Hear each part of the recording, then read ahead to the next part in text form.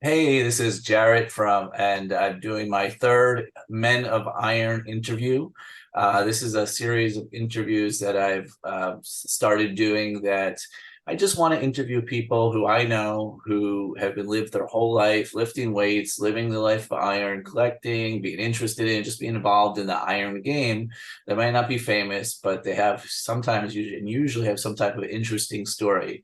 So I've known Liam Tweed here from IronHistory.com. He's been a rampant contributor for about 15 plus years now. Anyway, so we're just gonna start the interview and talk about. So Liam, thank you for being here in our lovely across the world communication.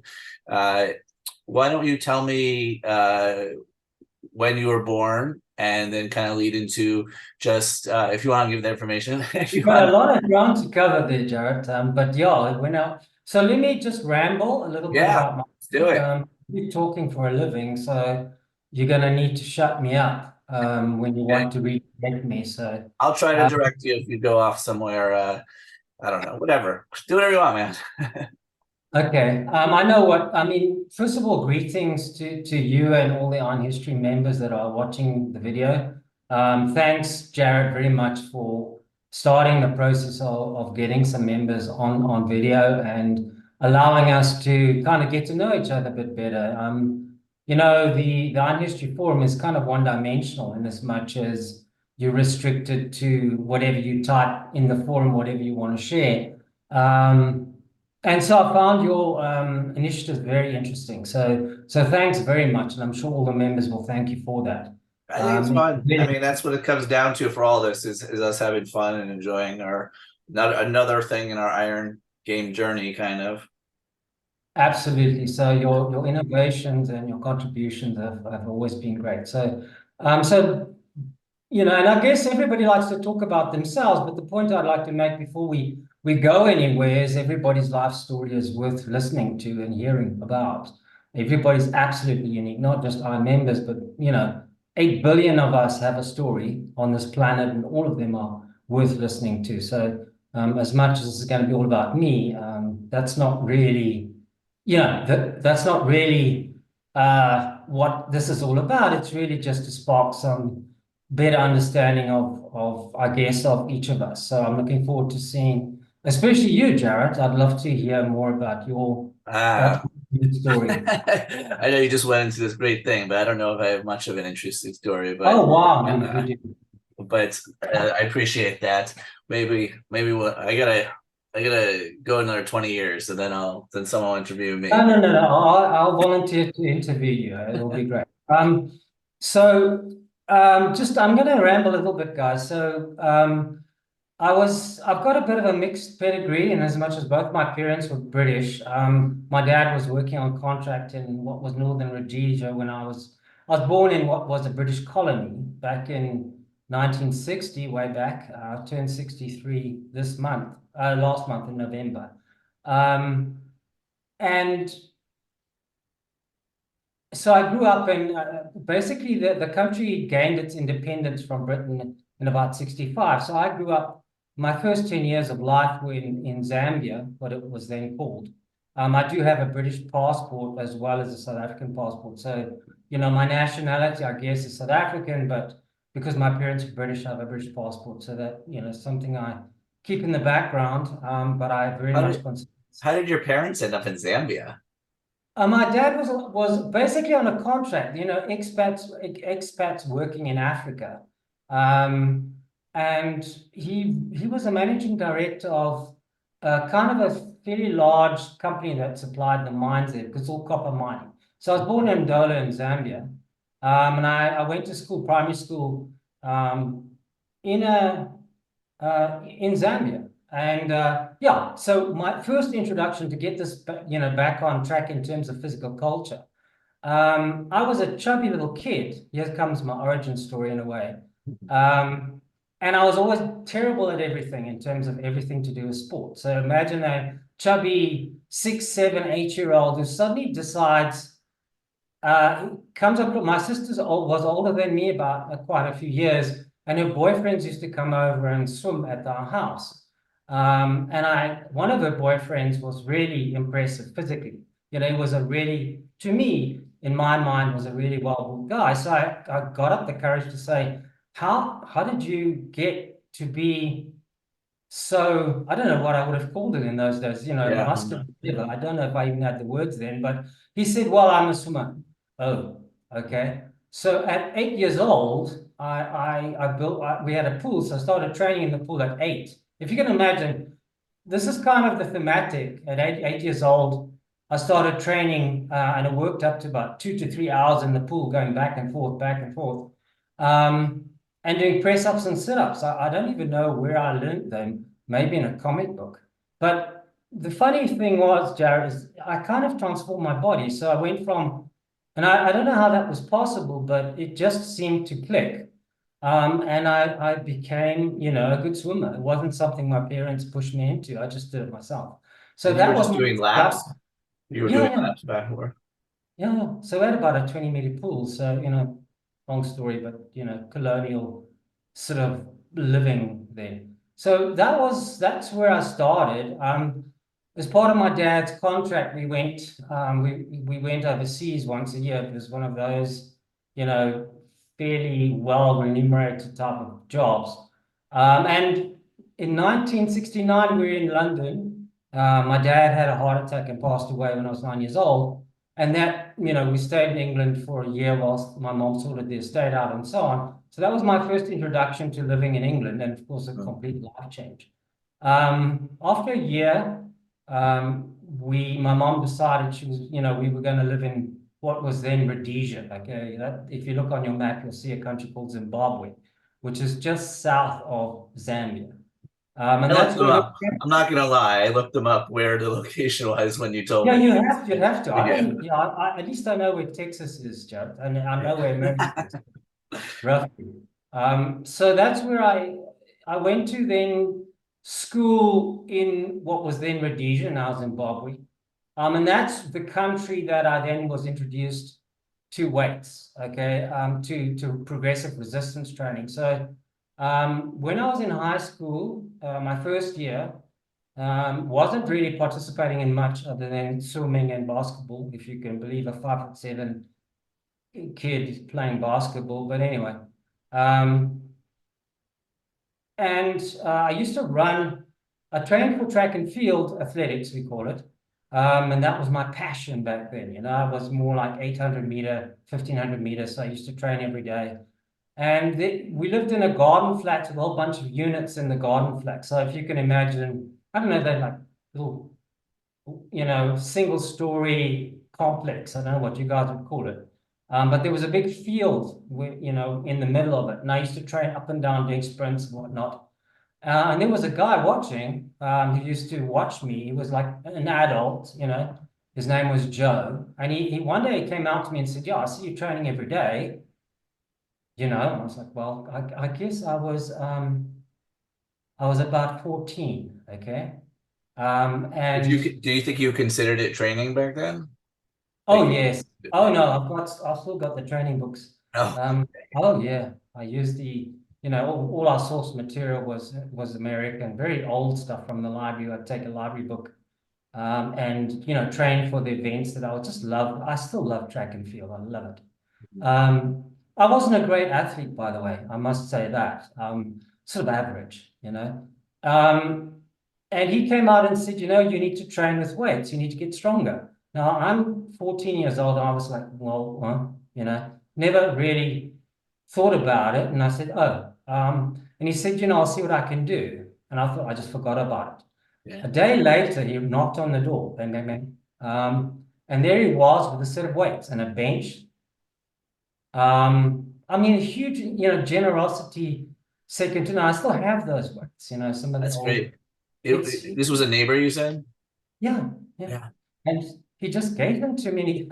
Okay, here's a funny story. So he wrote he wrote me out a program, okay, which had every exercise you know known to man, okay. Yeah. Um and I did them every day, Jared. Yeah. Okay, so basically I thrashed myself. No understanding of I've never seen a magazine or a book or anything on training with weights. Um, And all I can tell you is I distinctly remember falling asleep in a geography exam and being woken up by the teacher. So my body was absolutely thrashed. Um, I think I kind of twigged, but I just carried on doing it. My tendency is always to overdo things, so I'm that kind of personality. Let me just intro one quick question. I know just from the Iron History fans and all the weight fans, it's probably nothing, but you say you still had those weights. What Yeah, weights were they? So this was early 70s, early mid yeah, 70s. South African Bloomberg barbell. They weren't anything you'd relate to, but it's Oh, all it's good. It's interesting. solid Bloomberg. weight. Okay, I've never heard that. Oh Yeah. yeah. Now you can have Bloomberg all was the people actually online looking for Bloomberg, but no, you won't see it in America. Those are it won't stop people. that's a South African. He was actually a weightlifter bodybuilder, one of our top guys in South Africa back in the 40s and 50s. Yeah. He Okay, went and I into assume that's a standard set, like a 1 inch set. yes, Yeah, and I still have the weight exercise set. That's cool. lying around. Yeah. Um, So, okay, so I trained like that. So I had a background. Then my sister started going out with an actual Olympic style weightlifter. In fact, when I say Olympic, his name was Addison Dale. He became my coach. He also became my brother-in-law. Oh, really? That's cool. Yeah. They got married, but he started me up on weight training, on weight lifting. So he showed me the moves and stuff. Took me to a few competitions. I went with my sister, and I thought, well, it looks a bit funny, snatch and clean and jerk, and there was a whole schoolboy. We called them school. There were no girls in weightlifting back then. So this was 1975. I guess I was 14 years old. And I started doing, the split style snatch and clean and jerk I think you visualize this, guy. This is really how I started. So small flat, a little yard with no roof, where you hang up the washing. Okay. That was my training quarters outside. On the So for most grass. of my schoolboy career, I trained outside in the sun and the rain, in that backyard. And eventually, when I started dropping weights, doing snatches, we're always dropping weights, I started to train in the garden outside. So my legacy was two holes in the garden where the barbell Yeah, used to fit yeah. down. No, I can. So yeah, they just let me go on with it. So I was able to. So he set me up on the program. He really basically set me up in terms of the weightlifting techniques, and he would send me programs every couple of months to follow and so on. So that started my career in weightlifting. Were you using the same standard bar, or did you get Olympic bar at that time? No such thing as an Olympic bar. Nothing. They had Olympic bars for competitions, but I Yeah. used to, what I did is I got a longer, because the bar I was training on was kind of a 5 foot bar. I got quite a long bar, and I think I still have that one somewhere. Um, Still the standard old weights. I bought some 50s, which I kind of drag around on the sledge now. But those were a big step forward. But Addison gave me some squat racks, which he had to saw down to fit my height. Uh-huh. And then, yeah, I was all about weightlifting from that point on. And I achieved some success. I always say I was a big fish in a small pond because there was an active schoolboy program there. But I got in more or less the ground floor of being coached properly and trained properly. So I was able to achieve a reasonable standard. So it sounds like you're around age 15 or so. Is that correct? Something like that. I started training with weights at 14 and started competing. My first competition, I was 15. So I was actually digging through the stuff, looking at my history, and I have actually the old Rhodesian Weightlifting Association book of all the competitions I've had since 1948. I inherited that from my brother-in-law when he passed away. And I was able to go back. I have all my Rhodesian competitions recorded there. You say that And again? 1948. It's just a list of all the records since 1948. Is that what it was? no, all the competitions. So All the everything. competitions. Wait, was that a magazine or was that something someone wrote No, down? it's actually something Addison wrote up in a big book. It's like a scrapbook. Okay. It's actually their competition record. So I've got every competition that ever happened in northern and southern Rhodesia from the beginning of weightlifting right through to the last competition, which I was a part of. Why did he have it? He was an official. He was like the, Okay. that was his job. His contribution to weightlifting was, apart from being a competitor, he was also an official, and one of the guys that sort of ran the whole show. Oh, So that was his job to make sure that we had records. was he, so he gave you the weights and introduced you to, but you said you were doing it as like a school bowl competition. Was there training, was he training you, or was there a trainer at Yeah. school? No, On the he same. coached me, right from the beginning, right up until, and right through. I mean, I've got all his letters. He would send me all the programs. He had a different style of training people, but and that kind of got me to. I broke a whole bunch of schoolboy records, and I had it was quite a it was a growth experience for me, as an introvert to compete. Back in those days, segregated society, okay, so it was the old white dominated Rhodesia, and everything was segregated, the schools and everything, but sport wasn't. So Okay. we actually competed all race groups together, which I thought was, I think it really helped because once you start looking at people as actual people and not people that are separate from you, Yeah. I think that really helped. So in terms of breaking through all of those barriers that society had put up, it was, as I said, it was a mini South Africa, mini Oh, that's apartheid. interesting. I mean, you see that all the time. You hear stories all the time with various sports and, the racial barrier and how that, enlightened or just opened people's eyes to, the ridiculousness of it and everything. But you saw it on a kind of a smaller scale than what we hear about is, Jackie Robinson and all these type of things. But Yes, I know it was, we competed and head to head. So where was I going with that? you were I just talking. competed with many, many spectators. So as a little kid, basically I was used to going, for example, my brother-in-law lived on a mine eventually, and I would go there and they'd have competitions on the mine. It was a gold mine or something. And we would go into what would be considered the black areas. And the competition would be there, and there would be literally thousands of spectators. Thousands of spectators. Wow. Yeah, well, just Was and it that's just for Olympic lifting or was there like, yeah, yeah. Yes, yeah. Well, whatever sporting event took place, whether it was track and field or weightlifting, I mean, it was a very sporty place, and that you kind of got the sense of you're so you hear about, you see them even now, but you hear about the old Olympic lifting, even when it was more popular, but still you hear about it being in, like a dark gym visible. somewhere with, late at night, or, officials boring, and you just, people are into it, like it, but you don't hear about as even fewer now, but because Olympic lifting has lost so much popularity. But still, that's interesting. And these would these be what would they be held? Outdoors, or would it be held in some type of stadium or school auditorium? Or It's big halls, with the seating that goes up, and so that's where they would have their big events. Yeah. how many Um, competitors would there be? I mean, obviously it varied, but when you have thousands of Well, spec. the first experience I had was the Rhodesian Junior Championships, and I was actually, I can still remember the guy's name, Michael Gwabada. Just to give you an example of, it was an interracial competition. Nobody had a hassle with But it. who was he? Who was the name of who? You said you remember his name, but who was Michael? Michael Gwabada, Who that he was was he? a yeah, a black weightlifter, I mean, he and won. Is that what you were saying? yeah, Oh, he's oh very yeah, sweet. yeah. We had many competitions together. So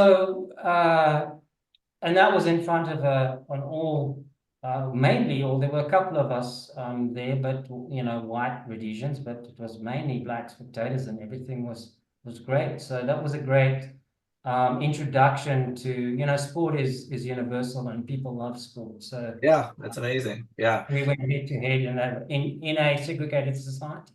And I And definitely see it giving you confidence. You know, you were saying that you weren't great at sports, but then you're competing up with yes. at a national junior level. Uh, so it was junior under 18, under 20. That's Well, the break, you can call it under 18, but a junior in South Africa and at the time is under 21. okay. Schoolboy competition is essentially under 18, so they categorized under 18 schoolboys. They called them. You'd never call them that now because it was all male back in those days. But under 21 was junior both in all countries actually. Even when I went to England, junior was under 21. Was there the press still involved or no? No. They went out in 72. I know it So did in general, but I don't know on a local level if it also went out. no, we sort of, as much as we were the pariahs of the sporting world, they followed the rules of the international body. I did see competitive pressing taking place because for fun, some of the senior lifters would try and break records in the press. So I did get to see the actual press, but for me it was extremely foreign. I could never, but yeah, my coaches and everybody, all the senior lifters came from that world of the press. Snatching clean and jerk, but the press was the big lift, yeah.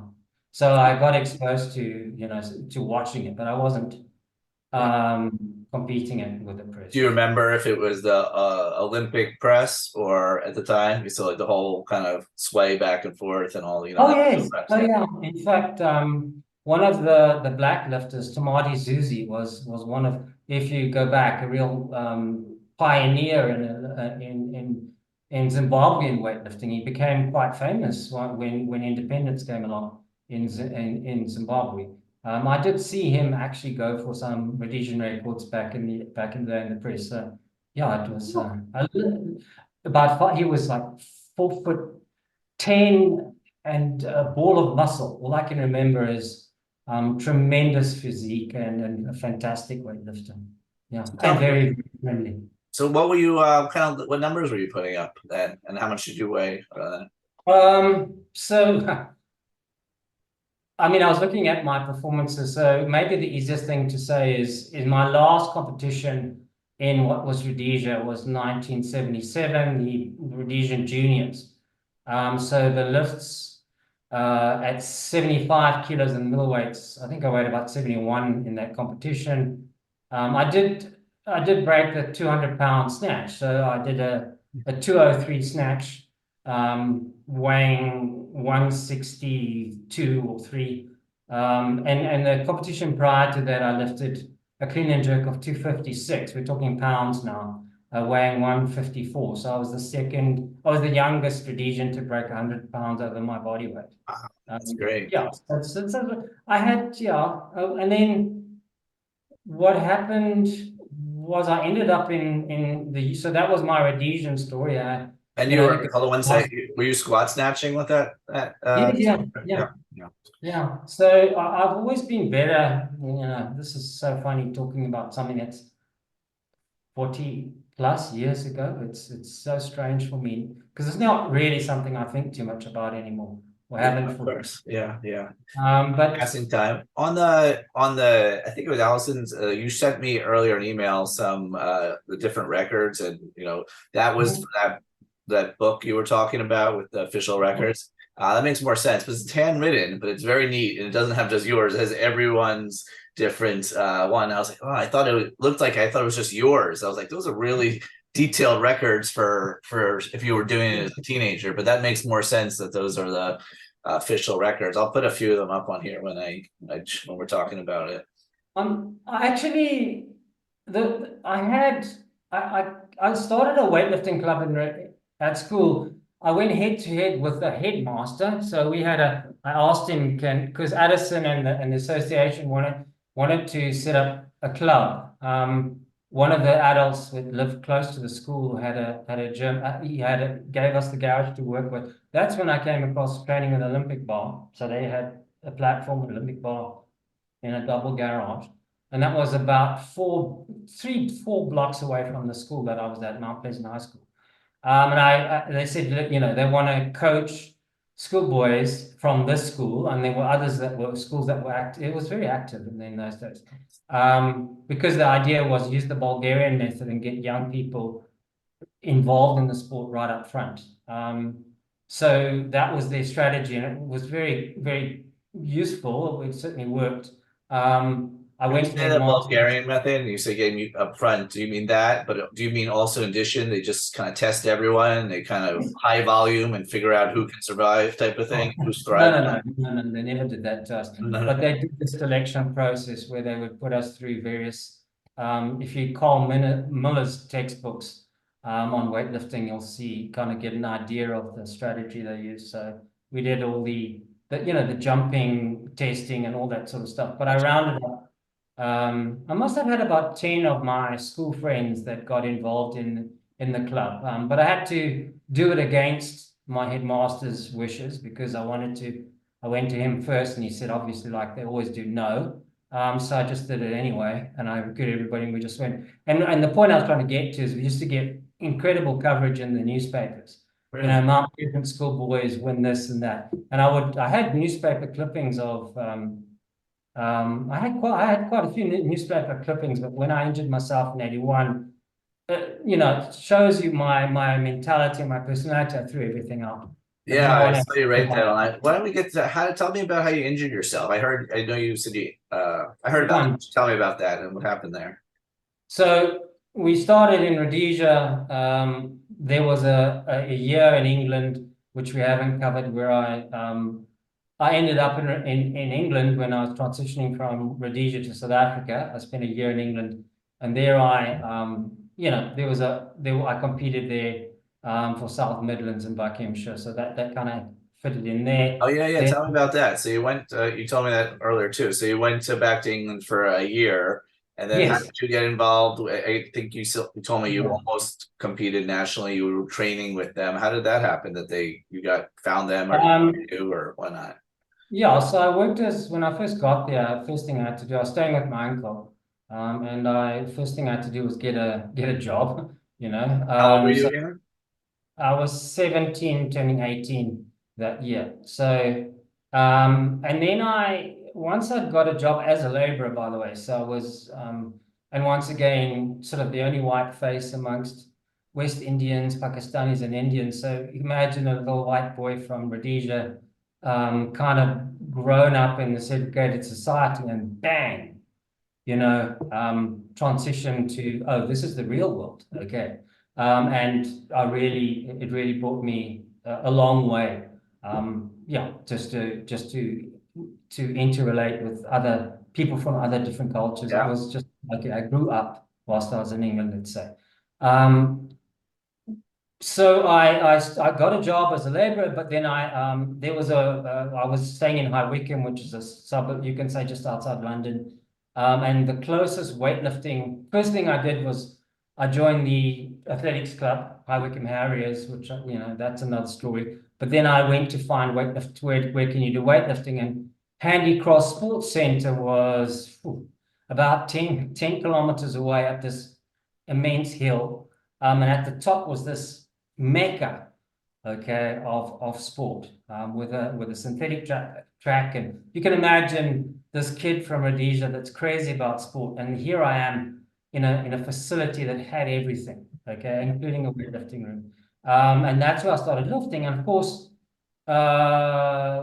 Not too many. Well, there were no Olympic lifters in the gym, but they had an Olympic barbell and a platform and a multi gym, and a couple of weights all over the floor. You can imagine, so it's sort of one of those. And I Yeah. just got on with it, and the guys in the gym kind of let me get on with it. Then bug me, here's a weightlifter, and but the word got around, and before you knew it, I was being visited um, by the local weightlifting guys to say, hey, we want you to try out, or want So, you, so you weren't even they weren't even working out there. You just were working out yeah, by yourself and on this, and the word got out.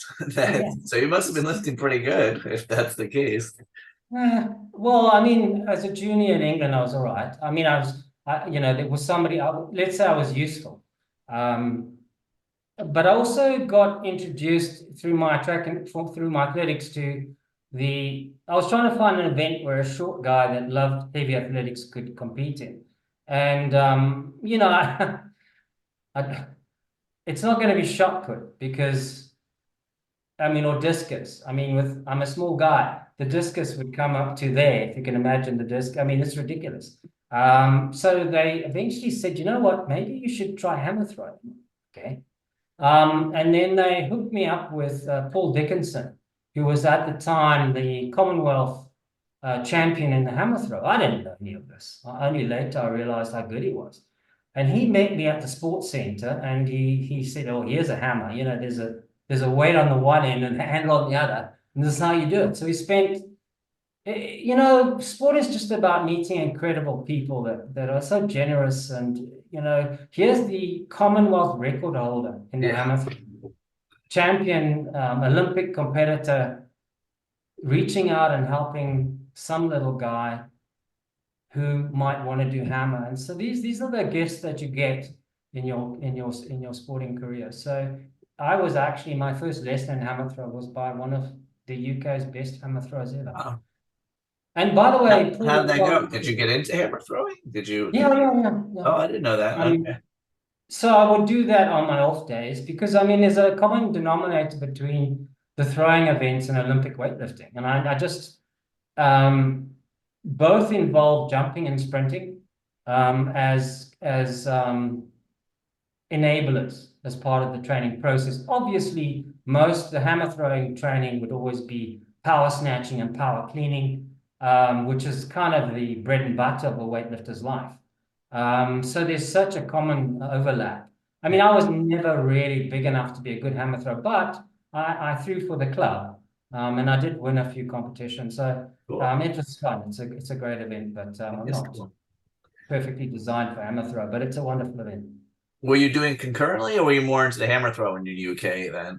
I know you're lifting compared, but were you Concurrently, lifting? yeah. I would throw the hammer on my off days from weightlifting. So my training program would be 5 days a week on weightlifting, and I would Saturday one day during the week I'd go down to the track and just do my technique work.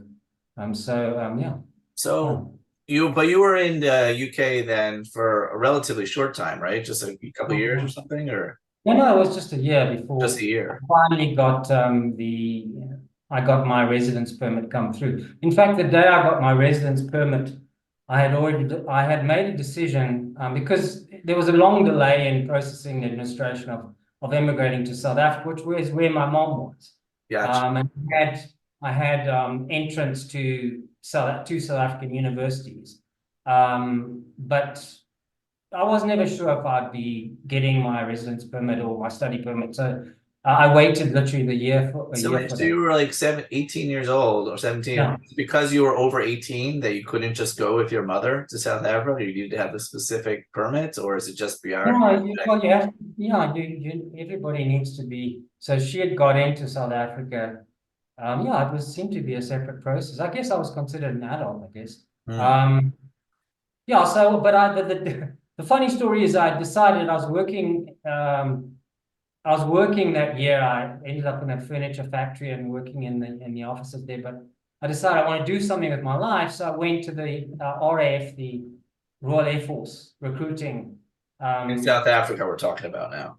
No, this is in England. Oh, in So I England. decided Okay. to join the Air Force as a career, hoping to become a helicopter pilot. You know, I thought, well, I got to do something with my life. I can't just sit around.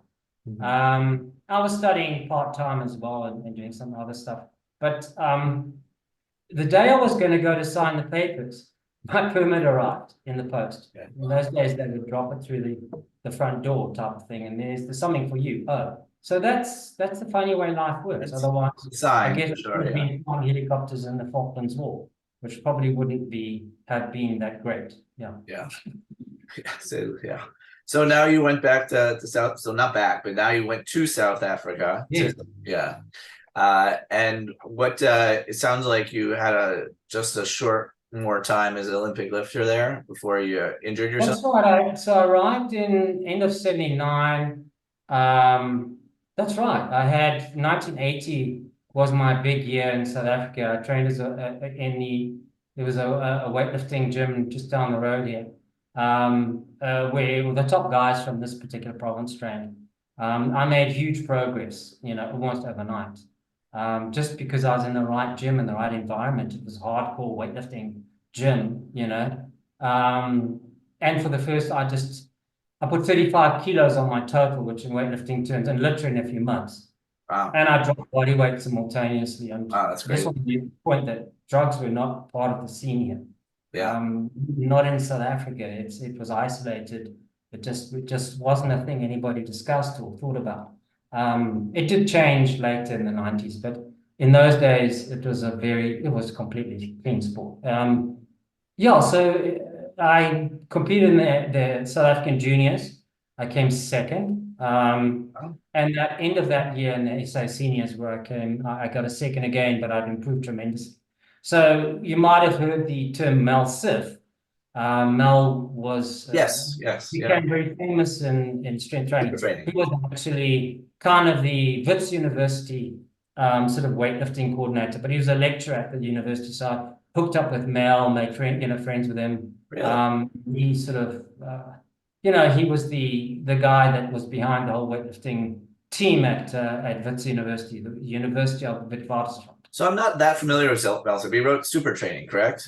Yes, correct. Yeah. Yeah. Yeah. And it was I don't know when that was released actually, but it seemed more technical than most at least American English speaking Olympic programs at the time. Is that correct? It was more scientific, more based off maybe some of the other maybe Russian programs. I'm not sure. Mel Mel was so bright that nobody understood what he was talking about.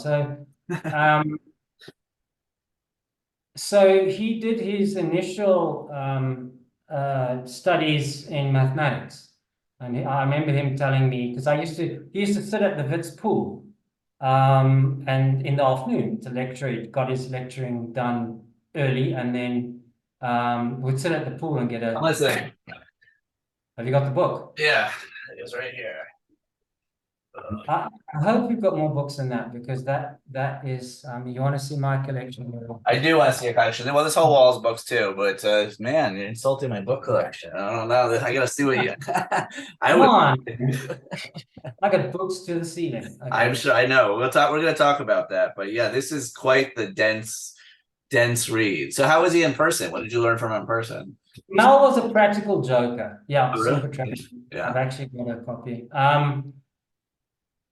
So Mel did his PhD. He did his first study. He did his thesis in the mathematical operations of the brain.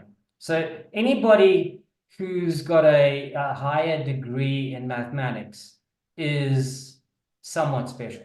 So both his parents were doctors, and he just had this enormous IQ, which I think was a good thing, and it just didn't translate practically. But he also went on and got his PhD in biokinetics or something along those lines. So his interest was all theoretical. And he hooked up with the Russian coach and produced that much later in life. And he set up a sports training facility in the US and when he had his second heart attack. So and passed away. So he had actually invited me over to visit. But he passed away before we could realize that. Anyway, Mel was the driving force in the actual Wits weightlifting environment and a very influential figure. But again, he was into the science of it, and weightlifters, we kind of, I remember sitting with Mel at the pool and saying, well, what do you think? How does one implement plyometrics in your training? And he wasn't able to explain that to me in a way that I could actually implement, and I just but that was Mel, So was he was your trainer at the time? No, he didn't get too involved with our training. He was sort of a bit more like a manager in terms of making sure we got to competitions and Okay. organize sponsorships and flights down to competitions, and he was a real driving force in terms of making sure that the Wits weightlifting club was represented all over the country. Oh, that's great. So what happened with your knees? Oh, back to the knees. Okay, so I got 1980, second in SA juniors, second in SA seniors later on in the year. 1981, because South Africa was an isolated country, they had what was called the South African Games, which was kind of a sporting event, a multi-discipline sporting event that they did every 4 years, kind of, I guess, as a compensation for the fact that we didn't have international competition. And I was training hard for that, and I got hold of the old Russian squatting program, because with me, my sort of natural ability, or what I had developed at that stage, I could do a 100 kg snatch without warm up. So this is me being an arrogant young lifter. I didn't need a warm up. I could just snatch 100 kgs any day of the week and just walk in my jeans and do it, sort of thing. And I could always power clean 120. Even later in life, before, without Olympic lifting training, I was able to do those lifts. But my problem was my legs.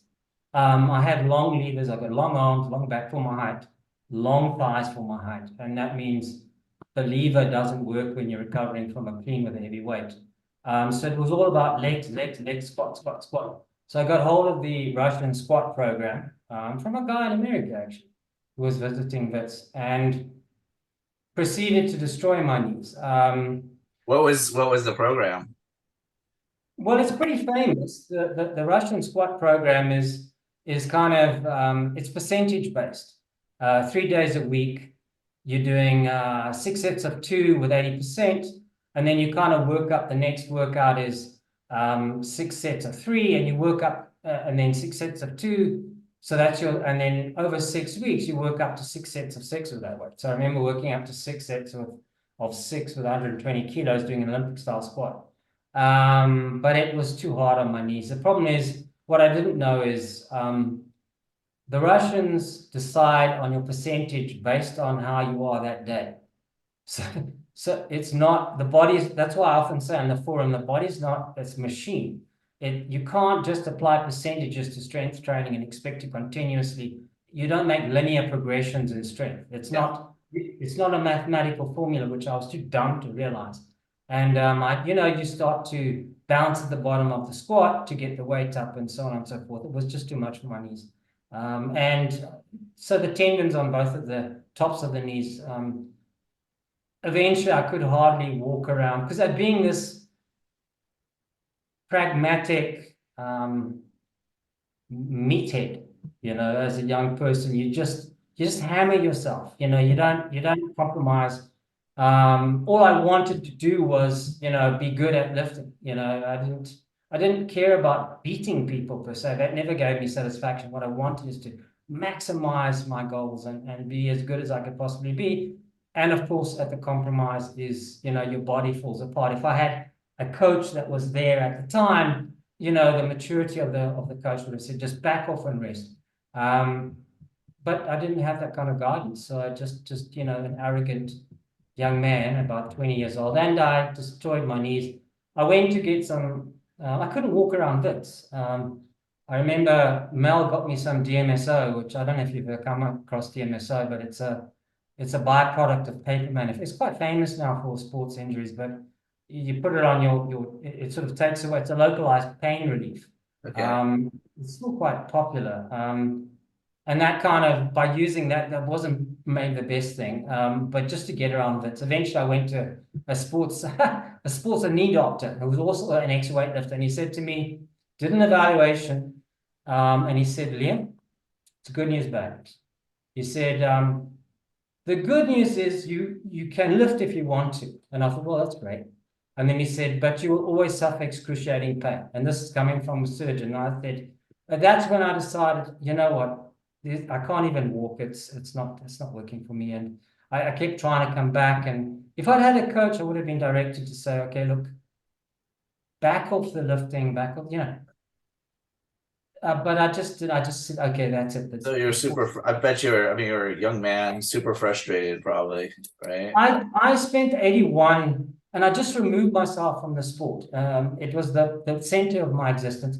Maybe it was a good thing, Jared, because I was in my second year of university. I became, a chartered accountant. So my first year I sailed through. My second year, things were starting to get a little tough. So maybe it was a good thing, because the courses were getting, much harder. Yeah. And I had to really throw myself into that. So I just immersed myself in in the studies. I did train at home in the flat that I was staying with my mom, with the weights I had, which I had been given. And I got into bodybuilding. Of course, the magazines were always a part of my life. So Always magazines. you said you got into bodybuilding. I believe I read that you had a few years of powerlifting between that kind of. Yes, I competed the weightlifting club. Powerlifting had arrived in a big way in South Africa. It was always there right at the beginning. We powerlifters and weightlifters kind of we support each other. But there was a big movement away from Olympic lifting into powerlifting. And I competed in powerlifting at a club level. I know you're going to ask me what did I lift. At that time, I was never a good powerlifter, but I was playing around. I guess the most I ever squatted was a sort of a 180 at 75. And so that's sort of just under 400, which is nothing spectacular at all, And the bench press, I think I was doing like 120 then, and kilos, 264. And the deadlift, I know I got up to 500. So my first time I deadlifted was 210, which is like 460 or something. And that was from the weightlifting, but just bearing in mind that I'd been pottering around with a couple of dumbbells for a year. So, I mean, there was no, I'd lost That's all great. How did your knees get better? well, I had a weightlifting comeback in 87. Um, I just got into bodybuilding training. You see, Jared, with my personality, it's better. I'm more about the training than the competing. I was never into competing. Even now, I'm not a very competitive person. So it's not in my nature to compete, but I enjoyed the training. So transitioning to bodybuilding and going through that whole, as long as I could train a couple of hours a day in a gym, totally different commercial bodybuilding gym. I really enjoyed that. And of course, remember, just the magazines we need to cover. And where did Yeah, I we'll get get to that. Yeah, we'll get that. We can start there. Yeah. So was the body? I was going to ask you, but I guess it sounds like the magazines influenced bodybuilding more than the weightlifting. Yes. So when did you start getting in? What was your first introductions uh, into magazines, and was that collecting right away, or did you begin collecting later, or how that worked? So, okay, so my brother-in-law, again, back to Addison Dale, the guy who started me in weightlifting, he bought all the magazines, Strength and Health, Muscular Development, Iron Man, and a few other, those are the main ones that he used to subscribe to. This is in Rhodesia. So when I would go to, visit his house, but particularly once he married my sister, I would go and literally stay on the mine with him. And I would just absorb myself in those magazines. So I used, in the spare room I would stay in was his whole collection. And by the way, I inherited the collection. So I've got like duplicate collections, but so that was my passion. And I grew up in the 70s in weightlifting, but relating to the 40s and the 50s, because that was his era. The 50s and the 60s was his era. And I grew up, especially with American weightlifting in the strength and health. So that I just related to that, and I never saw that as being separate from my era. It was all about the history of the sport. So I knew the Szymanskis and Tommy Comas, and you just name it. And I grew up with those characters, even though their lifting careers were long gone, long When over. you were younger, I assume it was probably the Olympic lifter heroes, so to speak. Who were your favorites when you were into Olympic lifting, and I guess how did that change over time with the bodybuilding? No, I always, any of the Bill March and the Norbert Szymanskis and Tommy Connors, anybody that was the name of the time of those eras were people literally that I felt like they were my family. So I just got immersed in that, and I just have a thing um, about sport, about training, but about history. I wanted to become a history lecturer, so I guess that's playing out as well. Yeah, I mean the old magazines, not as much. Obviously, there's no magazines now, but I mean that was one of the great things, especially about the old Strength and Health. But I suppose the Weeder a little different. But Oh, he had those as well. Yeah, but they were, Nothing. they would paint a picture, and they tell these stories, and you have this tiny font, but if you read it, it's like a book of what's going on there. It's not just Iron Man, nothing. Iron Man, of course. Iron Man has, but Iron Man was more varied and had all different types of writers, and you find your favorite writers. Who would you like in Iron Man? Anthony DeTillo. Okay, Anthony DeTillo. Um, um, but the Perry Rader stuff, and Bradley Steiner, of course, the Keys to Progress, yeah, John John McCain. McCallum. I mean, I grew up with those guys. They didn't know me, but I sure knew them, or I knew their stories. It's funny on the Anthony when I was looking. I think you must have commented on it, but when I was looking yesterday, going through your old posts, there was a post from I don't know, must be 2007 or 8 or something, and you just commented on it. Someone else started, but it was about Anthony Totillo and the late great Reuben Weaver actually had posted a letter that he must have inherited it somewhere, but it was like the first letter that he wrote to Iron Man, handwritten, signed by him as a 20-year-old with a couple of snapshots of his physique as a 20-year-old. It's like, oh, I've been doing this a year and a half. I press overhead press 300, whatever it was, and the snapshots weren't from the magazine. They're that physical, actual snapshots that he sent into Iron Man to be the first time he was introduced to the world before he started writing. I don't know how long after. I don't know if Ruben had a date on it. It probably did, but I was when I was looking for you, I was just so much good stuff on Iron History that like it's just buried in there. And I was like, I hadn't even seen that. I should bump. I was gonna bump those up. Some of them so people can see it, but what'd you say? You're listening to my posts. It's so much good stuff, and I get a Yeah. little, yeah, a little frustrated in that there's so much there, but people aren't seeing it.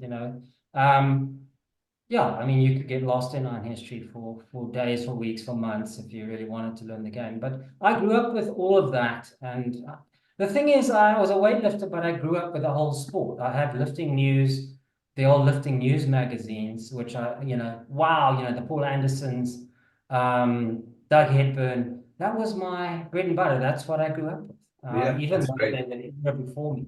And I just loved it, and that's where I picked up. So what happened when I finally got out of university and I went to the army and blah, blah, blah. Eventually I got some money when I came out of the army. That's I went in the army in 1987 as a 27-year-old. This was South African So you were conscript. trained as like a accountant and Yeah, yeah. the university, but then you went to the army, and how did that work? No, you didn't have a choice, Jared. And this Oh, was the gotcha. apartheid South Africa. So Yeah. either I had to go to the army or I had to get out. So I became a naturalized citizen after 2 years. Okay. Um, Now, if you can imagine, Rhodesia was at war when I left.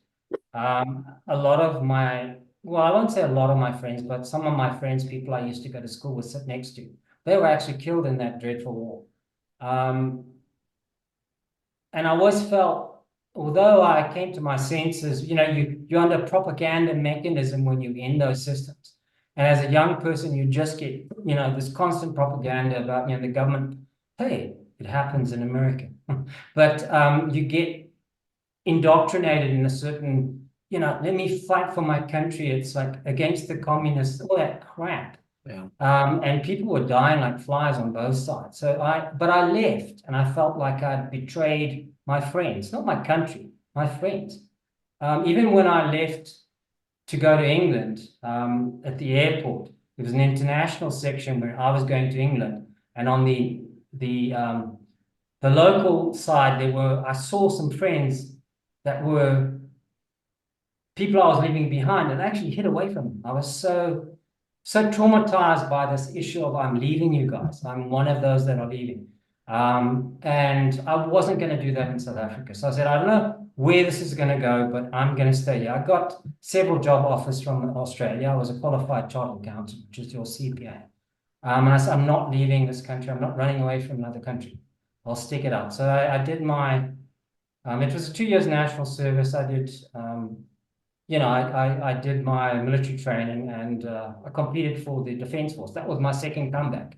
Okay. Or at Olympic. least that, by then my knees were sort of okay and I was able to compete And they certainly, the Defense Force was very pro-sportsman, obviously, like all armies are. And yeah, I even got offered, a captain's rank if I would sign up permanently with it, a 4-year contract with the Defense Force and live for them. So that was the offer. But I'd already signed on with the revenue authorities. And that's where so after a year of military training and competing for SADF, South African Defense Force, and that was interesting as well. It gave me a second leg of my weightlifting career, which I quite enjoyed. Just for privileges, you competing in sport because you get the privileges, you get extra food I and got so you. on. So anyway, and they were so impressed with me, Jared, in the army because I was breaking records without any warm-ups because I was so tired from the army training. So when I competed in the essays in '87, I was literally doing my bush phase of my army training. I was in the I don't know how you would explain, but far out in nowheres, Will. And they Okay. would put me on the back of a truck and drop me at the competition. Wow. And I just staggered off the truck. I hadn't trained for literally months. Uh, And I came second. I had no idea what I weighed. So I just arrived, weighed in. yeah. But I was so tired from all the army training, which is basic and junior leaders course and everything. You're running all the time. You're carrying sandbags and logs, and you got no time. They gave me time to train, but I would go and just sleep in the change room. I was just so tired. I would sleep in the warm-up area, and there would be a commandant who was in charge of the Defense Force weightlifting program. Uh-huh. And he would say, "So what are you going to warm up on?" And I was like, "Okay, this would all be in Afrikaans, by the way, because this is the army in South Africa. Uh-huh. Apartheid South Africa, it's all Afrikaans, no English." So I said, "Well, it's fine. I'll start at 100 kilos, And he said, "Well, Yeah. no warm up, no, no, no."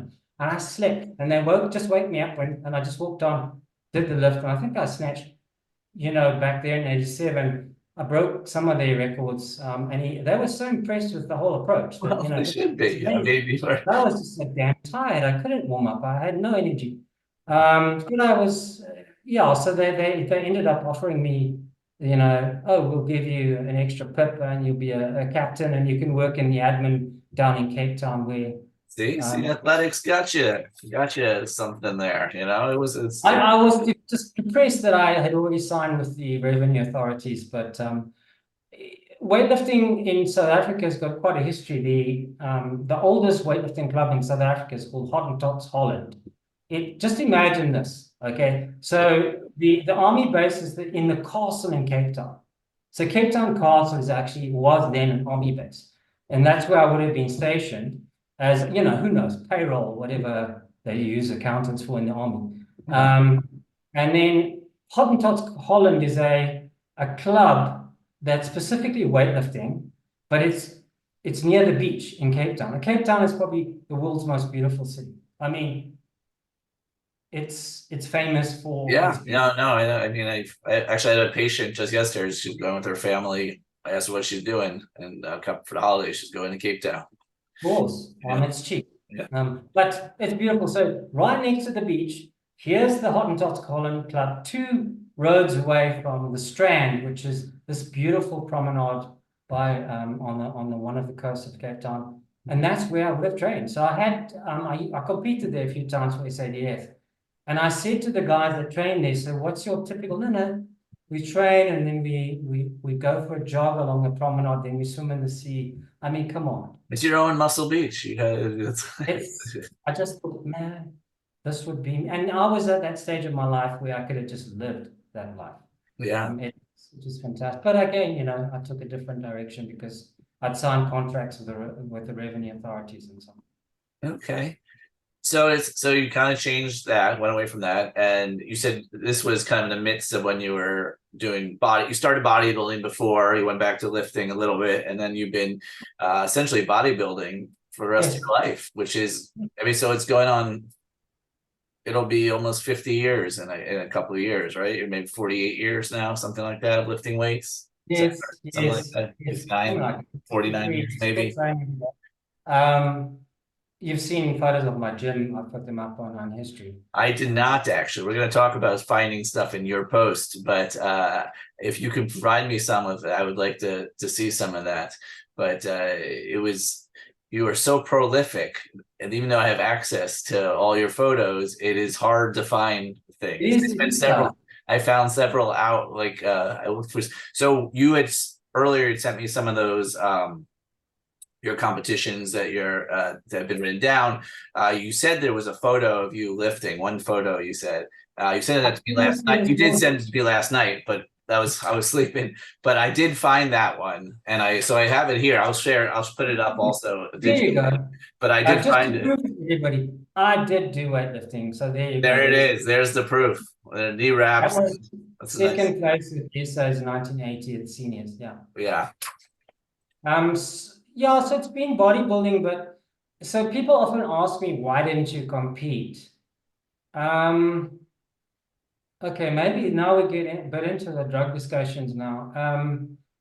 So I really love the sport of bodybuilding, and I went to see, I would attend all the competitions. I had friends who were competitors. One of them actually stayed with me for almost a year.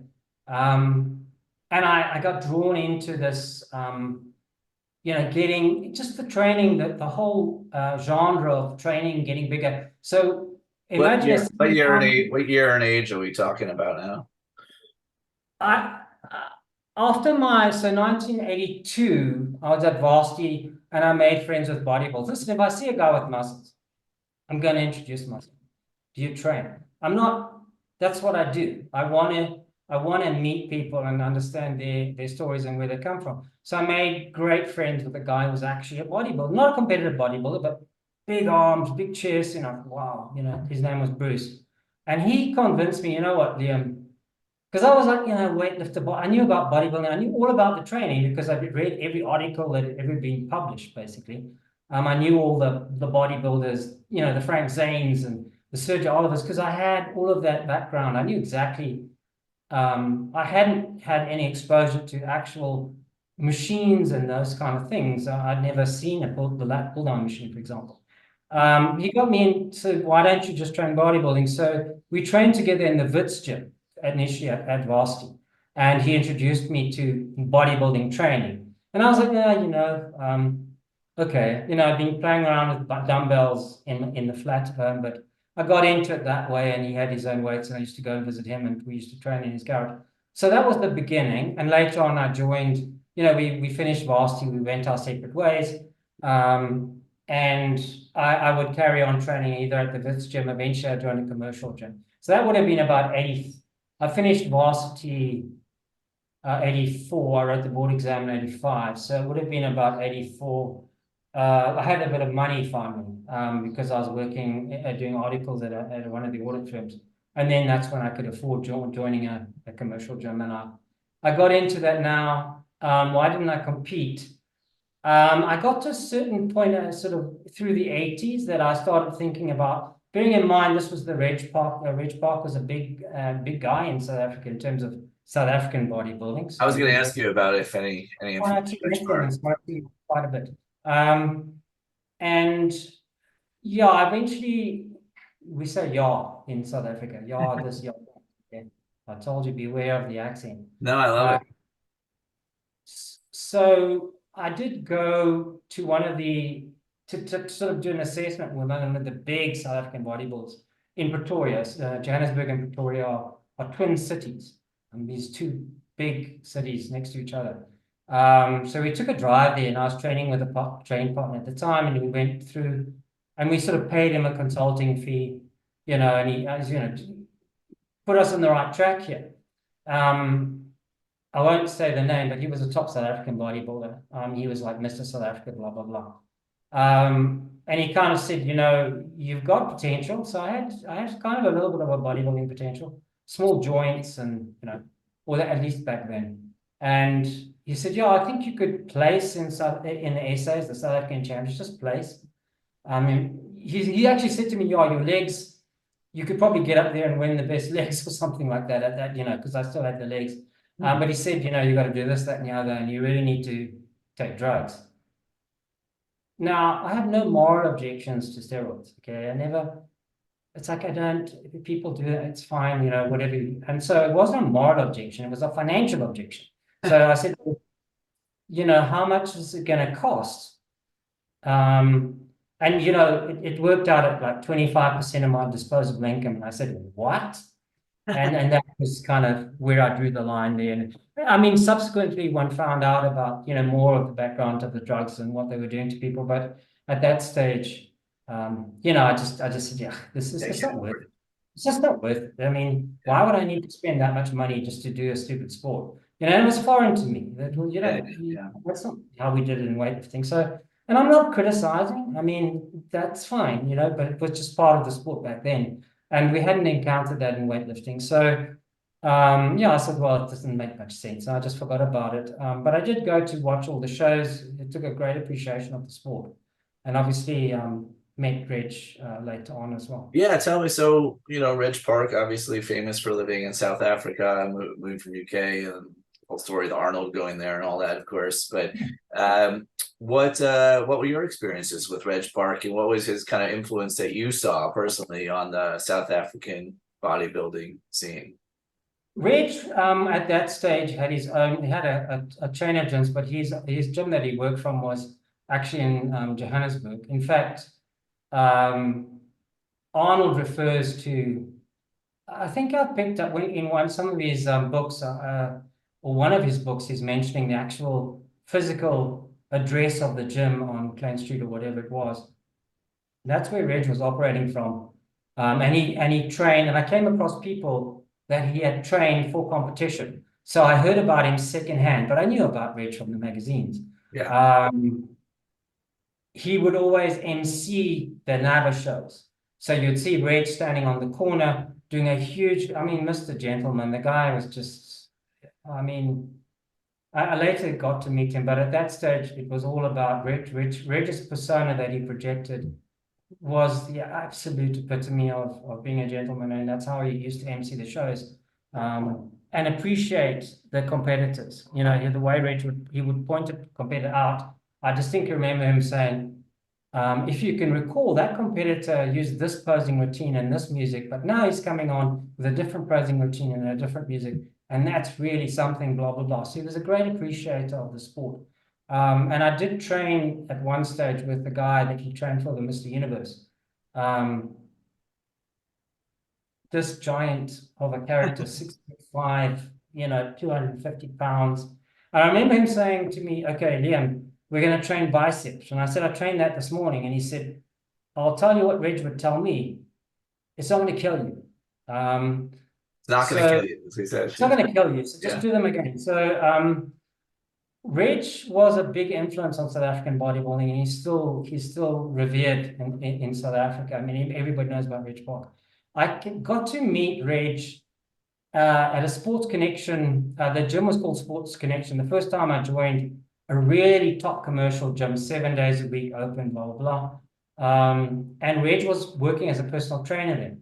So I'd seen him around. I hadn't interacted with him, and he was training people then. That was at the very last phase of his career, probably in the 90s. We're talking late to mid 90s when I came across Reg Park and actually got the courage.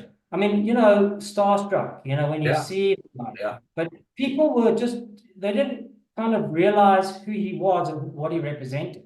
He was just a guy that trained people. yeah. Um, And he was and I was probably in his 70s at the time. Yes, yeah, Yeah. yeah. Still quite well built. I'd seen Uh-huh. him training in gyms and stuff around as well. But I I remember I was training at one of the gyms, and Reg was kind of in charge of their personal training program, and he was actually having a workout along with Gary Player. You might have heard about the golfer Gary Player, the guy who made a big name for himself in the international golfing I scene. don't know him.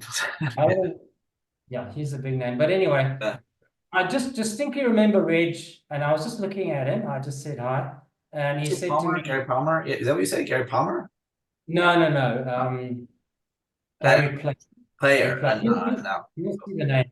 Um, And Rich turned to me and he said, and he was going to do a set of pull downs, and he said to me, I suppose I better get on with training the body beautiful. He had a funny sense of humor. And I just, yeah, this guy's a character. So when did I actually meet him? At Sports Connection in the late 90s. He was this person, you know, training his clientele, basically. And I just managed to say, get up the courage to say, hi, Reg, I'm a big fan.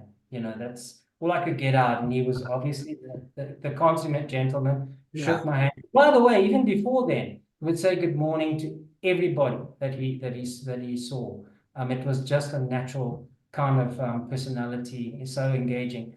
And then I started to, as he would train his clients and he would stand with them, I would be training with me and my life partner, Kim. We would be training, and we, you know, he'd be on the next bench with his clients or whatever. And I would pick up, I would kind of just, I didn't want to interfere too much, but I would say things like, you know, I think your bodybuilding courses were amazing. And he said, yes, they were ahead of their time, he says to me. Yeah. And also if you remember when John Grimek passed away, by then he was actually talking to me. I didn't have to initiate. And he said, did you hear the old man has died? Reg called John Grimek the old man. And he told me, one of our chats, he was telling me, you know, his wife, Marion, was a dancer, a ballet dancer, and a very good dancer, I think, in all the different genres of dancing. But Reg struck me as maybe that wasn't his forte so much. And he said John Grimek and his wife would dance when they were having dinner together when he went to the States. Yeah, I've heard both those things about. I heard that Arnold always talks about the Marion being a dancer, and that's where he learned to pose better.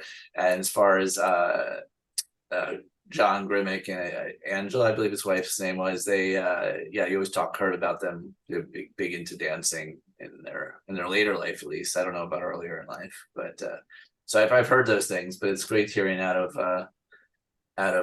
Reg Park's mouth through you. Yes, and I mean, one story, I trained at a small gym near where I lived, sort of when I was starting my bodybuilding career. And the gym owner's name was Pat Fair. Now, Pat had trained in Reg's original gym. So we're going back into the 60s now. And he used to tell me stories about Reg. And the one story he said to me, back in Reg's younger days, he used to walk around the gym, and he said he went up to one of the guys was training, and Reg picked up because those days they wrote out the workouts on these little yellow cards, you know. Here's your program, and that's the program you do. And Reg said, he looked at the card and he said, this is not on your program. And he just threw it on the ground. So, you know, Reg was, I guess, you know, if you're going to get him to advise, he expects you to follow, you know, his advice, you know. Yeah. So, you know, the funny side of Reg Park. The one thing that stuck with me is Pat said he was in the gym when Arnold came over originally. So Arnold was in Reg's gym, and he was introduced to everybody. This is Pat, blah blah blah, and you know he trained. And years later, Arnold came back on a posing exhibition, and it obviously arrived in the gym. But we're talking decades. Yeah. And Arnold walks in, and they all gather around, say hi, and then Pat would say, "You won't remember me." And Arnold said, "No, wait a minute, don't tell me your names." And he said he knew every single name in that gym of the guys that he had originally met, and that was decades after he actually met. So, it's one of those ways those people make everyone feel special because they, you know, they have that I believe that's one of his qualities is he's able to connect with people and make them feel special. Yeah. Did with Reg Park being there, I know he'd bring in guest posers and stuff. Did you see or any other kind of famous figures of the time of passing through there because of that? In terms of guest posing, though, I heard stories about the Zanes coming through. You know, Reg had this program of bringing American bodybuilders and international bodybuilders through to South Africa, and I never got to see those guys. It was a bit before my time. Mhm. But Pat did tell me about when Frank Zane gave his posing demonstration at one of the essay competitions. Um, it's a funny story because Frank walked in fully clothed, okay, in his warm-up gear, whatever. And all the South African bodybuilders, if you can imagine Pat was saying, oh, like, he's not so big, all the big, beefed up South African bodybuilders, he's not so great. And then Frank stripped down and they all went quiet because Pat said to me, he was perfect, even his feet were in proportion, that kind of comment. So, yeah, I did hear a bit Well, about that phase, yeah. magic of Frank Zane. I mean, that's what everyone says. Yeah. Wow. Okay. So you've been just training your whole life. I imagine it's changed in that we all experiment with different things. It does seem like, from what I've read and you've said here today, also that you've always done really pretty much.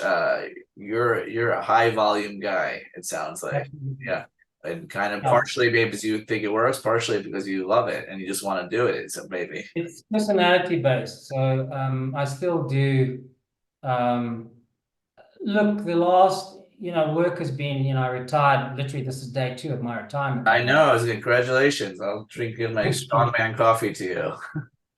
Um, it's been tough. So, the amount of, well, yourself, the amount of time that you have to invest in a particular role I was working for a big bank in risk management.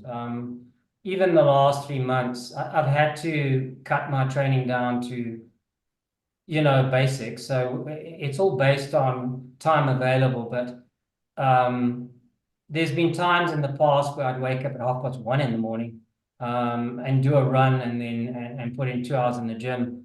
That's not sustainable. So I've tried various iterations of training, but I settled in the last 10 years. It actually wasn't high volume. The basic training I did was really to accommodate my job. And that was squat, bench press, stiff-legged deadlift, and incline sit-up. That was my program 3 times a week, or maybe sometimes 4 times a week. And the other days I would do some running or aerobic work. But when I do have the time, when I was working in a job that wasn't that stressful and that demanding, if you can imagine, this would be my program that I did for 3 years when I lived outside of Joburg on a contract, which was good money, and not too demanding. So the perfect job. Um, I would wake up, run 10Ks, then go to the cultural center where they had a gym, and I would train for 2 hours, and I would use the Gaspari routines, which are high volume stuff. And then lunchtime, I would go to the local stadium. There was this big football athletic stadium and run the ramps at lunchtime for about 45 minutes, get a shower at the volleyball courts, go back to work, and then in the evenings go home, change, and then go back to the gym and do another 2 hours. So um, Wow. yeah, I was sort of combining the two extremes, and that was early 30s. You're indestructible, and I remember doctors saying to me, "Why are you here? You guys never get sick." But I did get sick once. But yeah, so that was the highest. That's where my personality, and I thrived on that. It was fine. I was super fit and super conditioned. So what are your plans now with all this retired time to train? What are you thinking? Have you thought about it? Well, the company has sort of said to me that, they have policy restrictions on how long they can contract people in, but they'll contact me in January because what I did is it's not easy to hand over. Um, so there'll be a bit of that. I'll do consulting work, but again, I don't want the same level of intensity that I had working in an organization, but rather contracting to some of the big audit firms that I'm already talking to one of them at the moment. So there'll be a bit of that, and I'll do that for as long as I can stay relevant in my field. But for training, to your point, Yeah. back to the volume stuff, to the extent that my body can handle it. Mhm. Because at 63, you're not a young person. So a lot of machine work. I can't, because of hip injuries, I find I can't do full squats anymore. But I will try and rehabilitate to get back to doing that. So I'll be focusing, especially in December, on rehabilitating these injuries that I've incurred. I actually snapped the tendons in my knee in 2020. I slept in the bathroom and that tendon that put me out of weightlifting actually snapped right off. So my quadricep detached from the insertions. When I was looking for photos of you on Iron History, I did find one. I'm sure there's more, but like I said, we'll get to something in a minute. But it was hard to find your photos, but it wasn't a great photo. It was like I think it was in a mirror, and there was a line down the middle of it. And so I was hoping, but still, it must have been after an injury because you had a knee brace on. Oh yes, Still ripped though. At oh this, yes. So but I'm pretty much the same. I'm not quite that. So yeah, I've had a tough year, but yes, yeah, being diabetic, you start. So the one piece of the puzzle that Jared that I never really got my head around was the diet. But that's such a big portion of conditioning, yeah, of looking good. yeah. I had to be hospitalized when I turned 50. And this is in my family, by the way, but it never happened to me. My sister was diabetic, had all the complications. In fact, my sister passed quite recently, at 69.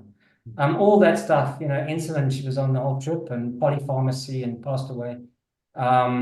But anyway, it was never going to happen to me because I ran and I trained. And actually, if you have the gene, you have the gene. Okay, Yeah. for diabetes. And that kicks in around about 50 when your testosterone levels start to naturally decline. And yeah, I was hospitalized for 3 days, put on insulin, and that to convince me that I actually was diabetic because I wouldn't accept it. And that taught me diet. Although I was eating the multiple meals per day, I was more with baked potatoes, and it was quite carbohydrate oriented. So they put you on metformin, which is your first line of defense for a diabetic too. And I just had to go to a nutritionist and try to understand, the total load of the carbohydrates and all that. So I had to learn the hard way. As per usual, I learned from my mistakes, and that's where the look comes from. It's that. Well, hopefully you can share some photos or you can point me to maybe Iron History or email me those so I can put a few up throughout here. But yeah, so training, you got that going, you got volume, you got nutrition down. So you got some plans. That's good. And I've got a passion for the iron game and physical culture, and I have a huge collection of. Yeah, let's talk about that a little. So we mentioned it briefly that you inherited that collection, you've been reading them since you were a kid or a teenager. When did you start actually collecting them? I started buying the magazines in 1980. I sort of had a little bit of pocket money whilst I was at varsity. So even in 79, when I was in England, I would buy the Muscle and Fitness, it was then. Just around then, yeah, changing. But it's hard to bring them back on the airplane. But anyway, so from 1980, I have all of that, everything. Okay, still, everything. And I think I stopped buying them pretty much when the magazine started to go under. But then I had this thing. At that stage, my brother-in-law was still around, so I didn't have his collection. But I had this. Where do I get the old stuff? And that's when I started. I had money. I was at that stage of my career where I had money, similar to, you're like, okay, now I have the means. And then I would engage with, the guys in America who actually sell magazines and collect, and I would just say, listen, get me all the Strength and Health start to finish. And they would source it and send it, and I would pay the money and ship. Which collectors or distributors were you dealing with? I did a British one. I can't remember the guy, but he's still doing it. Okay, he's still around. I can't remember the name of him, but Okay. yeah, I got hold of a British guy also. So I've got a British element of my collection, which I don't share that much. But I did everything. I did everything I could. I would say and I just every week there would be a parcel arriving at the post office. So in South Africa's post offices actually worked. What And years were you talking about when you started collecting? Because now with the internet, it's different, obviously, but this was before the internet, so it was. yeah, So what I time? was still emailing, that would have been around about the 90s that I started to go back and re-engineer my collection by picking up the old stuff. I think I've got probably 1940s and 50s. I've got Strength and Health from the beginning.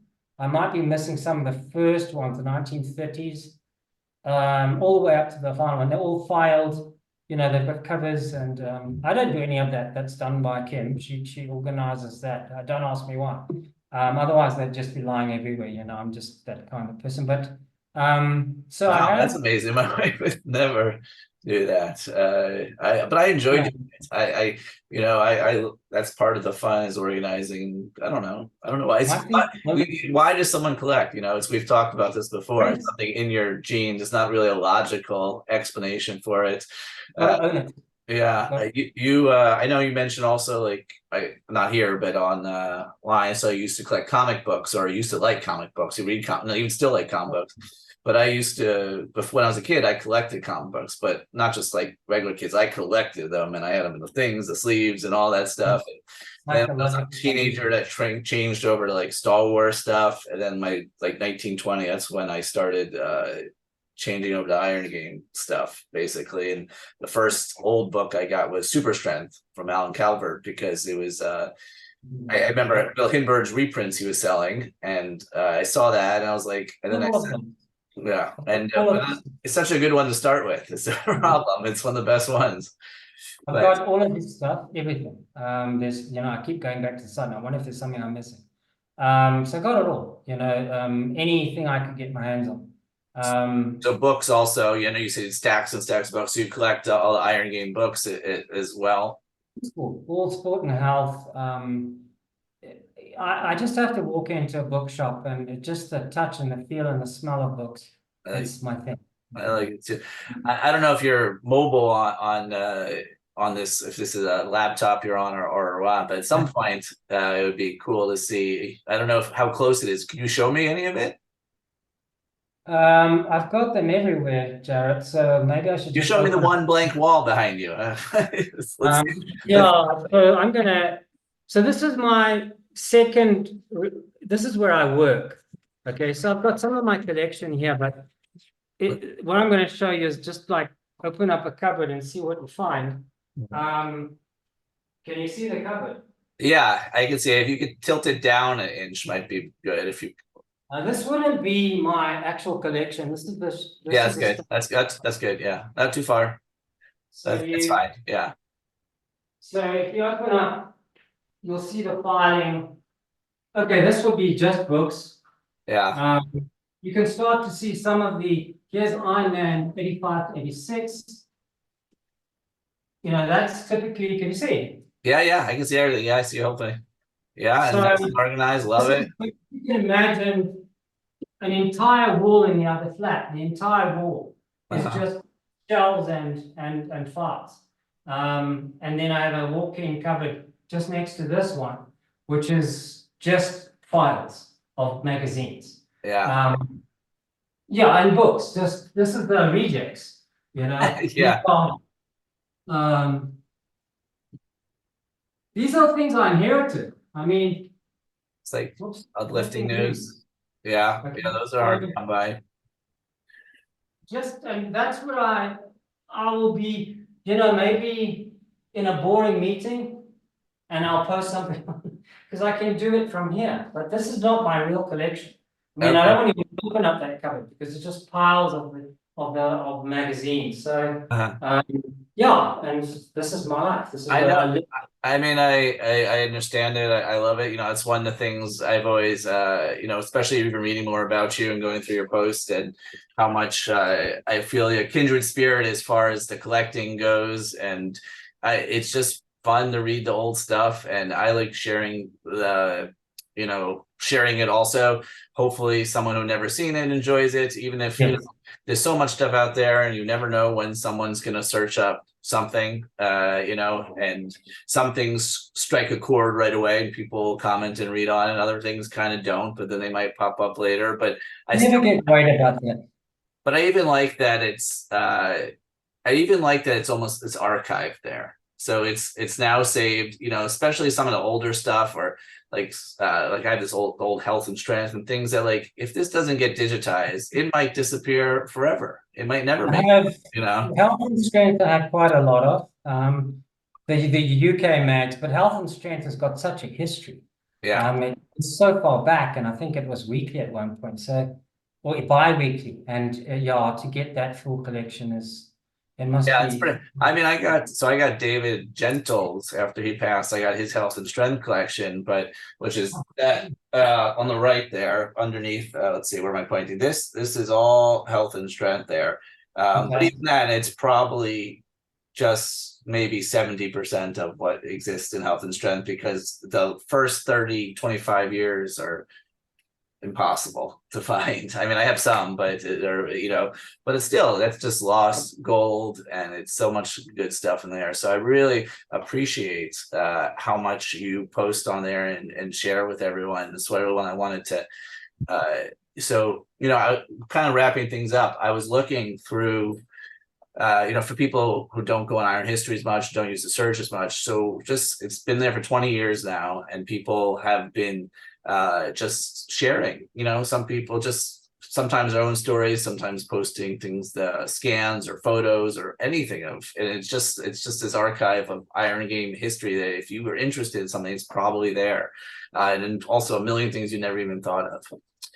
But when I was looking through some of the statistics, so I was like, well, I wonder how much. So you joined in 2003, which was the first year it started. Do you remember how you found it? Probably not. Yes, no, I seem to look. It was at the end of an article by Joe. Okay. And I seem to recall he mainly did articles in Flex. For some reason in my mind, I've got an Iron Man reference, but maybe I'm just getting confused. But I saw the tiny writing at the end of the article and mentioning Iron History, so I thought I'll check that out, and that's how that started. Yeah. Yeah. So, See, and to your point of advertising Iron History, that was what I got on. so you were on. You joined in 2003 the first time, but you actually didn't post the first time until 2007. So almost 4 years later. And of course, we do know we have a lot of people on there that don't post. And I try to convince them that you don't have to be an expert on anything, really. You can just. I was intimidated. When I started posting, it was really when I sussed out how to load up scans. So when That's true, to be honest. From my experience, when I was looking through your post, a lot of it was just your thoughts and information and discourse. I think it was, you did some, but it definitely grew and grew exponentially. You did a few scans, but it definitely became much more the scans later on. You're always very active. So I'm going to tell you, so also you joined. the iPhone, It changed makes my it life. easier too, for sure. For something, that's another thing. Like, scans are great, especially if it's something rare and you want to see a pristine scan of it. But some of these magazines, the problem is it takes 10 times as long. So it's a give and take. I do both. It depends on if I feel it really needs to be archived I perfectly. saw you were very quiet, so I could see you making contributions, which were very good contribution. I could see where your interest lay in terms of the era of the Iron Game, which was much more weighted towards the early days of the weight game, Yeah. which is what obviously your passion is. Whereas I have kind of a broad interest in anything, and so Yeah. just interested in the 80s, 90s, and 2000s. But I know that's not kind of a thing on history, but I I don't have a know. People like everything somewhat, but yeah, my personal interest is older. I actually think that my interest is less popular than the early 70s and 80s, where people that's grew up playing through. I will actually I tend to stir the pot a bit, and I've made the comment that I sometimes think it's Iron nostalgia, not Iron history. You might have seen those posts. Yeah. Um, History is a All good. continuum. It's got yesterday was history, Jared. So for me, it's the total. And what I love to do, similar to uh my brother in arms, Dale. We are the training guys. We have this funny, strange passion for the training component of the Iron Game. And that's where we connect. And I think most people are much more into the historical and the events and so on, but for some reason that seems to be what we are interested in. And we correspond. So, that's where so that's my thing. Yeah, So no, I mean that's definitely obviously a huge part of higher game is the training and the difference. So I totally get that. Um, yeah, I'm glad you have fun there. I want to thank you really for all you contribute. But listen to these statistics here. I looked something up here. So I was, it shows how many posts you do, but now that I can go on the back end, I can see some more detailed information about what people have posted. And so, for instance, I've been on there about 15 years. I've posted a fair amount, and not the number of posts, but the number of images you uploaded. So one article can be multiple images. It almost is always multiple images. yeah, But still, so I've uploaded 3,175 images in those 15 years. And I was trying to think, well, who's posted, and I'm sure I'm forgetting some people, but the first ones that popped to mind was, so I did me. And then I thought of the late Reuben Weaver, who contributed so much to it. I miss him. He had uploaded 3,600 images, so about 500 more than 400 more than me. And then I thought of Michael Murphy. And Michael Murphy obviously uploads very, very rare things that no one else in the world has. He's an amazing contributor. He's actually uploaded 3,750, so more than Reuben a little bit. And then I looked up our very own Joe Rourke, who's obviously started, and he had way more. He had 7,925 images. So a combination of those four was 18,450 images. You can think how many images it is. Then I looked you up. You have uploaded 22,225 images. Wow. To I mean more than the four of us combined. You've uploaded. So it's really astounding how much time and how much data, and I mean that's a library in itself. It's just a really amazing, and you do it out of just out of passion and out of fun, and I just really appreciate that. Even before I owned IronHistory, I love doing it. So to even think about the level of which you had done it, I didn't even realize. Like I knew you contributed a lot over the years, but to that level is just real. I don't think it's that. You got to be the number one by far. I can't think of anyone who would come even close to that, considering the other people I mentioned and the numbers they post. Maybe we can finish off with why. So I've invested so much in acquiring all of this over the years, and it's been such a part of my life, and it's given me so much pleasure. I don't want to disconnect from that, And so what I do is I use the posting on IronHistory as my motivator to find things that people might find interesting, that I find interesting and that I want to share. Me too. And that's the motivation. So there's always a two-way benefit in terms of maybe somebody will enjoy this.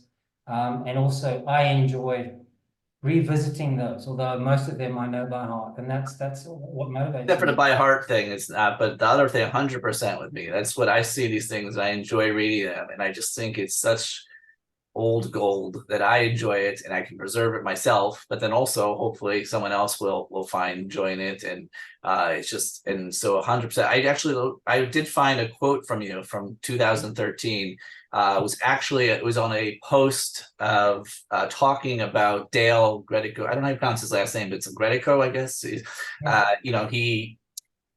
also posts a lot. He's a huge, passionate person as well, and he has his blog. And the question at the time was, who writes Desoban? I don't know how to pronounce it either, but who writes the blog, because he doesn't really promote himself on there. And that was the blog, the thread on, and people knew it was Dale when it came up. But you wrote something I thought was interesting. So this was 2013. This was a decade ago.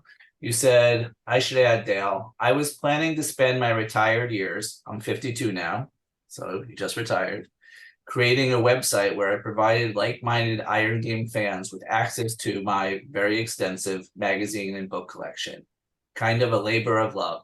as I would get a huge kick out of spending time scanning and summarizing the material, only to find they beat me to it with your blog. Now what do I do? Oh, that was a really great post, considering you just retired. That is what you do. You still do it. You're doing it on this website. So I thought that was that was awesome. I loved it. So thank you again. And I have one more thing too. So you do collect and you do share, but you also talked about, you know, you spent approaching 50 years of training and loving it. And I have another quote from you that I thought would be a good way to end it from 2000. A lot of research, Jared. That's amazing. From 2015, this quote was, you said, the last day of your life, as Dan John says, should be a day you walk to the post box. You said, I would say it should be a training day. And I thought that was a good those two quotes I thought were a real good summary of what you've presented. I mean, in your life in the Iron game. So thank you. And that was a lot of fun. That was awesome. I had a good time hearing about your story and seeing you face to face and, you know, putting a face behind the words and all that. So appreciate it. And I'm going to see you online, and I'm not going to be able to catch you in the 22,000 images, but that's well, you've got time. You've got time. We'll see. And I always used to say to Joe, just delete this stuff if it's cluttering up your service. No, you know, as long as people have it, it's all good with me. You know, I'm not attached to it. So, we're not deleting anything. That's the whole point. We keep it there. Great to have you keeping things going. It's wonderful. And I think you're absolutely the right person. So, I mean, I hope I can help you along in your quest. You just do it. Just be you. Just do what you're doing. You're the perfect person for our website, and inspiring in your life awaits. So thank you, and Liam, and I will see you online. And I guess we're signing. One last thing from Liam. Yeah, guys, I really look forward to seeing your stories. Dale especially. I thought about asking Dale. Yes. Yeah.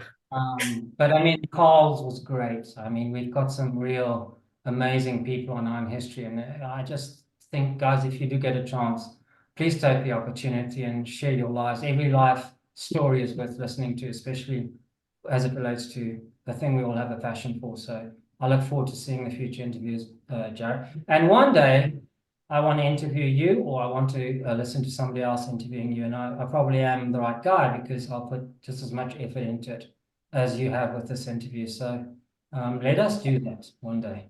All right. Okay? All right. Cheers. All right. Take care. Cheers. Cheers. Bye. Bye.